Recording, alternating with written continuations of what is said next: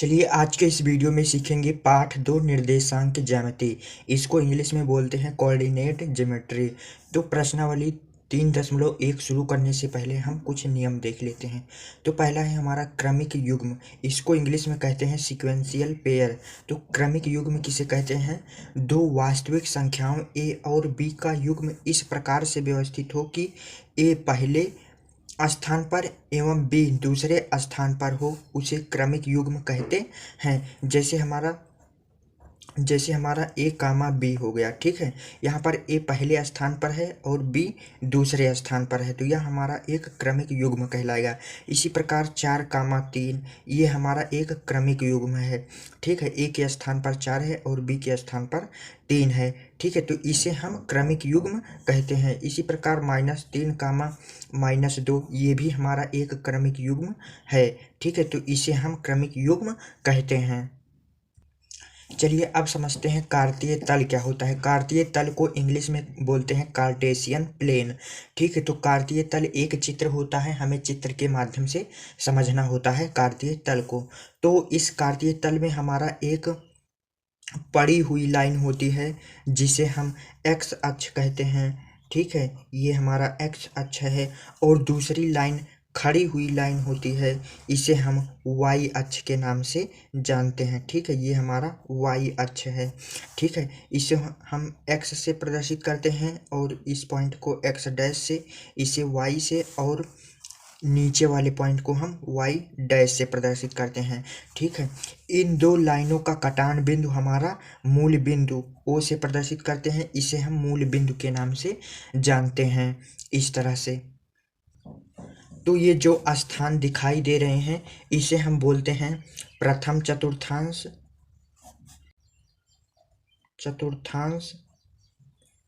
और ये वाला हमारा होता है द्वितीय चतुर्थांश, और ये वाला हमारा होता है तृतीय चतुर्थांश, और ये वाला होता है हमारा चतुर्थ चतुर्थांश। ठीक है, तो इस तरह से हमारा ये प्रथम चतुर्थांश, द्वितीय चतुर्थांश और तृतीय चतुर्थांश, उसके बाद चतुर्थ चतुर्थांश। ठीक है, जो हमारे x यानी कि x तरफ की संख्याएं होती हैं, यानी इस लाइन पर x की तरफ होती हैं, उसे हम प्लस के साथ लिखते हैं। यानी कि 1 होता है, 2 होता है, 3 होता है, इसी तरीके से डॉट डॉट होता है।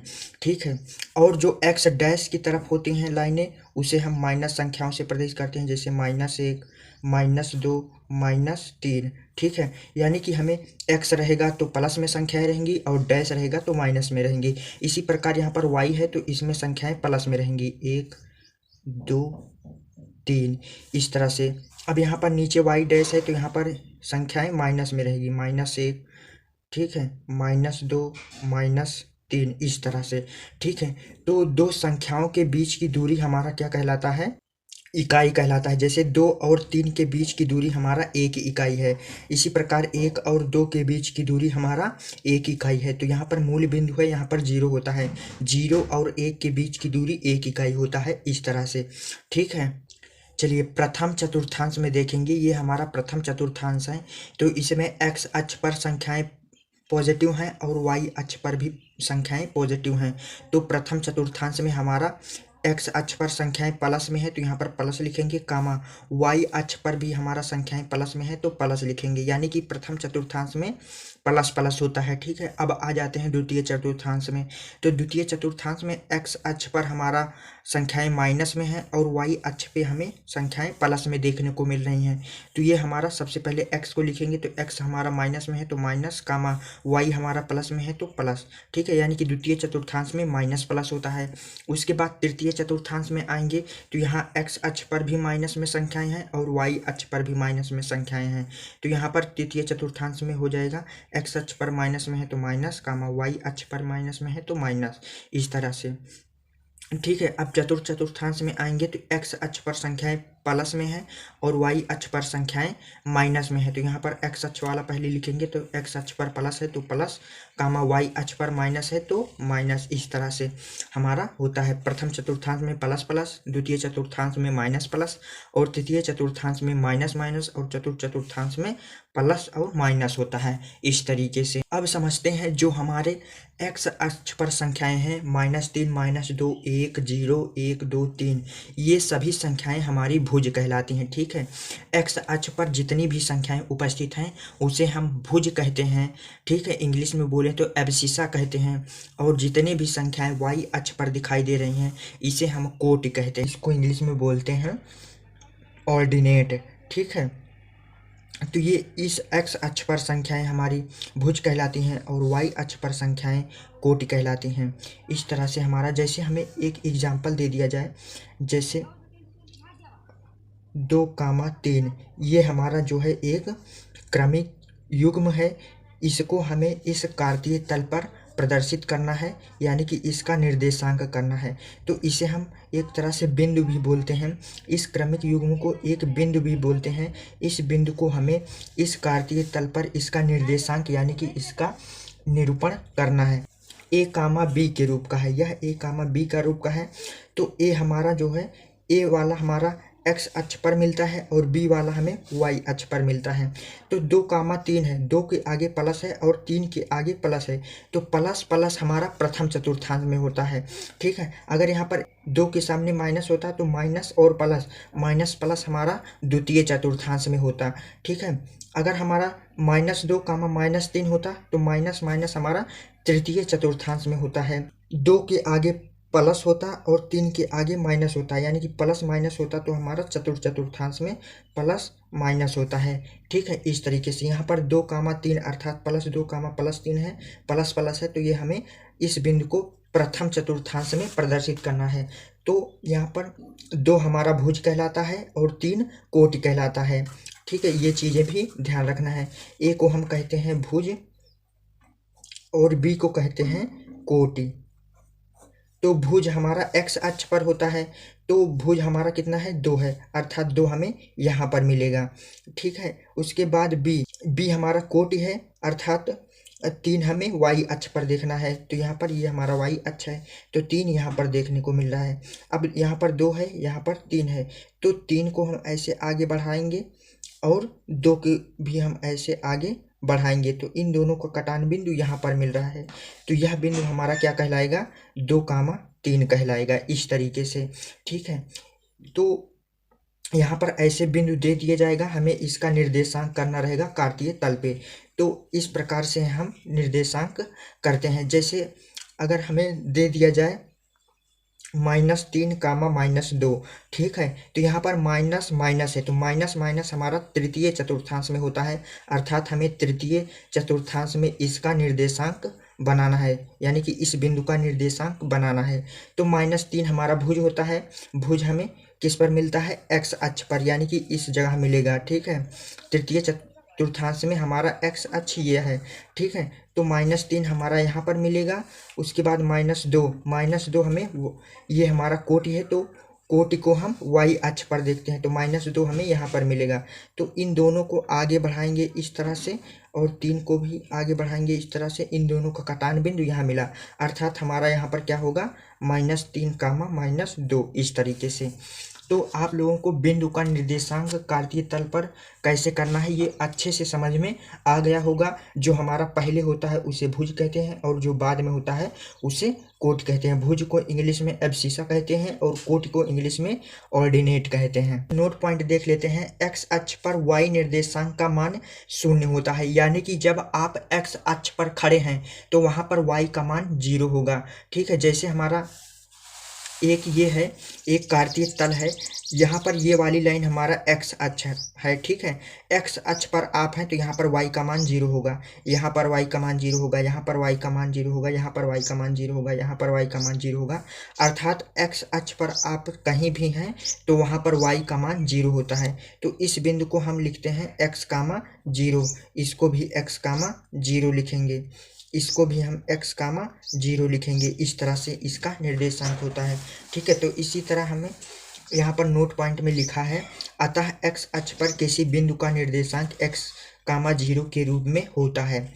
अब दूसरा नोट पॉइंट है, y अक्ष पर x निर्देशांक का मान 0 होता है, अर्थात y अक्ष पर हम अगर रहेंगे तो वहाँ पर x निर्देशांक का मान 0 होता है। जैसे हमारा ये कार्तीय तल है, इस कार्तीय तल में y अक्ष यह है, ठीक है। y अक्ष पर आप कहीं भी खड़े हैं, यहाँ पर खड़े हैं तो यहाँ पर x का मान 0 है, यहाँ पर x का मान 0 है, यहाँ पर x का मान 0 है, तो इसका निर्देशांक हो जाएगा हमारा 0, y, ठीक है। x का निर्देशांक 0 है और y का निर्देशांक कुछ है, y के स्थान पर कुछ भी हो सकता है, जैसे 2, 3, -1, -2, इस तरह से, ठीक है। तो वही कह रहा है नोट पॉइंट, y होता है। तीसरा नोट पॉइंट आपको याद रखना है, मूल बिंदु का निर्देशांक 0, 0 होता है। यानी कि आप जब मूल बिंदु पर खड़े रहते हैं तो ना तो आप x अक्ष पर होते हैं और ना y अक्ष पर होते हैं, आप होते हैं मूल बिंदु पर। मूल बिंदु का निर्देशांक 0, 0 होता है।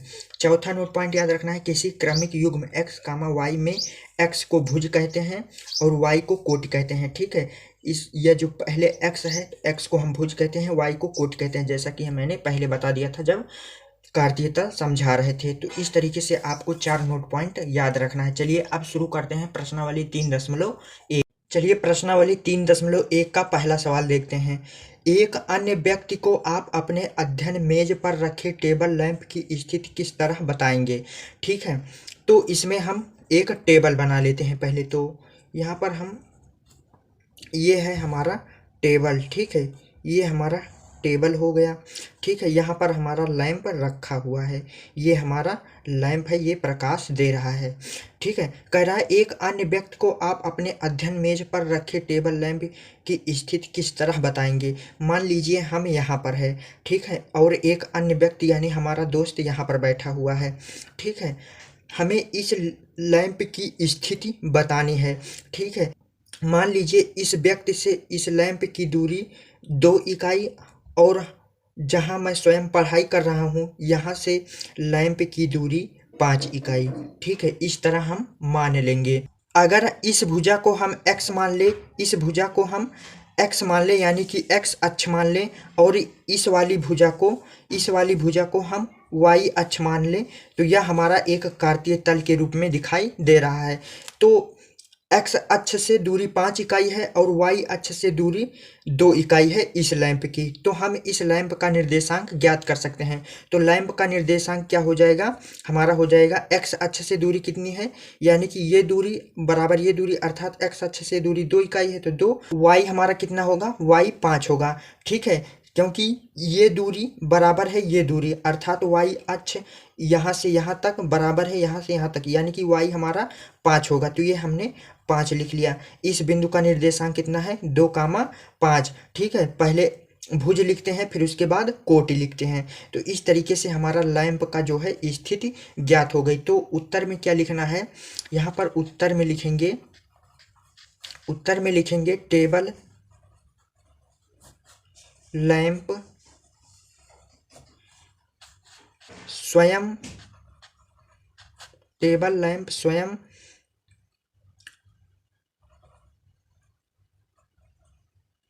बैठने वाली स्थान से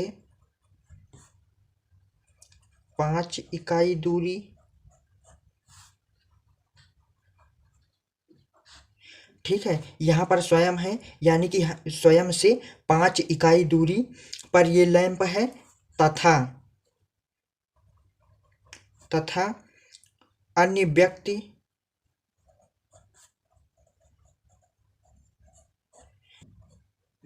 दिशा से 2 इकाई दूरी पर है, ठीक है। इस अन्य व्यक्ति से लैंप की दूरी 2 इकाई दूरी पर है। तो हमने यहाँ पर स्वयं से 5 इकाई दूरी पर है और अन्य व्यक्ति के 2 इकाई दूरी पर है। तो जिससे जैसे ये सवाल पूछा था तो वैसे वैसे उत्तर लिखा है। तो यहाँ पर अतः लिखेंगे, अतः टेबल लैंप की स्थिति बराबर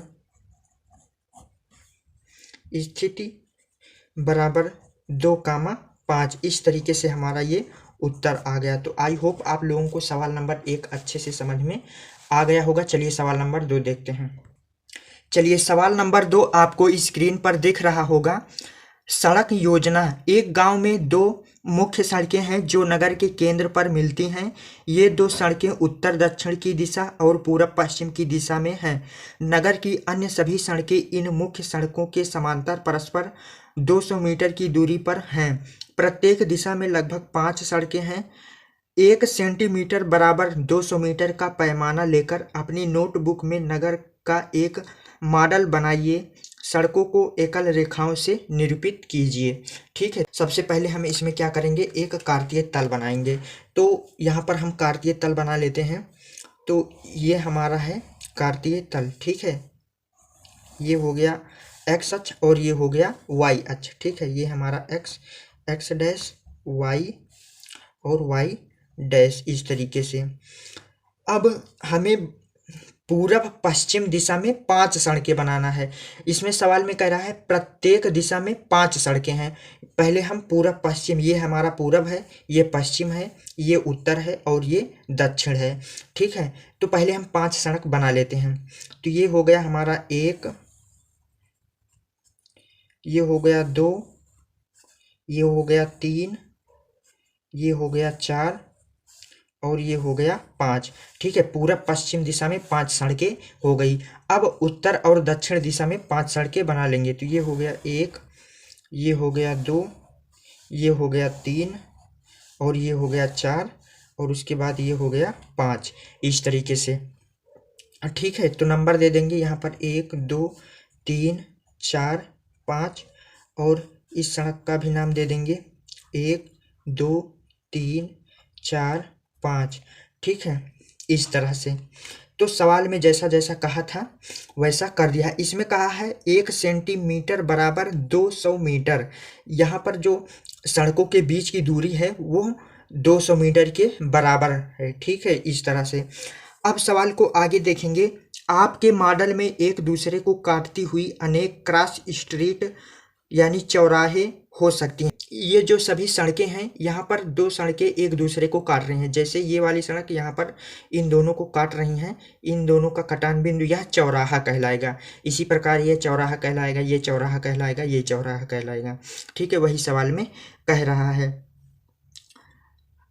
आगे देखेंगे। एक विशेष क्रॉस स्ट्रीट 2 सड़कों से बनी है जिनमें एक उत्तर दक्षिण दिशा में जाती है और दूसरी पूरब पश्चिम दिशा में जाती है। प्रत्येक क्रॉस स्ट्रीट का निर्देशन इस प्रकार किया जाता है। यदि दूसरी सड़क उत्तर दक्षिण दिशा में जाती है और 5वीं सड़क पूरब पश्चिम दिशा में जाती है और ये एक क्रॉसिंग पर मिलती हैं, तब इसे हम क्रॉस स्ट्रीट 2,5 से प्रदर्शित करते हैं। ठीक है, इसी परंपरा से यह ज्ञात कीजिए कि पहला हमें ज्ञात करना है कितनी क्रॉस स्ट्रीटों को 4,3 माना जा सकता है, कितनी क्रॉस स्ट्रीटों को 3,4 माना जा सकता है।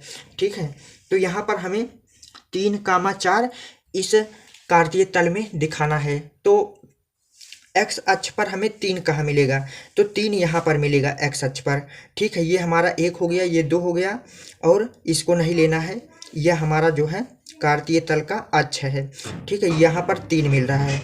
ठीक है, अब 4 कहाँ मिलेगा, 4 हमें यहाँ पर मिल रहा है। 4 अर्थात इन दोनों का कटान बिंदु यहाँ पर मिल रहा है। तो ये वाला बिंदु हमारा क्या हो जाएगा, 3,4 इस तरीके से। उसके बाद पूछा है, दूसरा पूछा है हमसे कितनी क्रॉस स्ट्रीटों को 3,4। तो ये हमने दूसरा वाला बता दिया है। पहला है हमारा 4,3। ठीक है, तो एक्स अक्ष पर हमें 4 देखना है, तो एक्स अक्ष पे 4 यहाँ पर मिल रहा है। ठीक है, उसके बाद 3 अर्थात वाई अक्ष पर हमें 3 देखना है, तो 3 यहाँ पर मिलेगा, वाई अक्ष में 3 यहाँ पर मिलेगा। तो ये हो गया हमारा 4,3। तो 4,3 यहाँ पर मिला। इस तरीके से हमारा जो है ये 2 चौराहे ज्ञात हुए। तो जो प्रश्न पूछा गया था इसका जो है चित्र इसी प्रकार से बनेगा। ये 2 बिंदुओं को हमने अच्छे से दिखा दिया है। तो आप अगर चित्र बना लेते हैं, हालांकि ये प्रश्न कभी एग्ज़ाम में पूछे नहीं जाते हैं। आपका प्रश्न जो है 3.2 से एग्ज़ाम में पूछे जाएंगे। तो प्रश्नावली 3.1 एग्ज़ाम में कभी पूछा नहीं जाएगा, वैसे जानकारी के लिए आप लोग जान लीजिए। तो आप लोगों को 2 नंबर सवाल अच्छे से समझ में आ गया होगा, ठीक है। तो इस तरीके से आपको चित्र बनाना है। तो आज की यह वीडियो कैसी लगी कमेंट सेक्शन में ज़रूर लिखिएगा। मिलते हैं किसी नेक्स्ट वीडियो में, तब तक के लिए सभी दोस्तों को जय हिंद।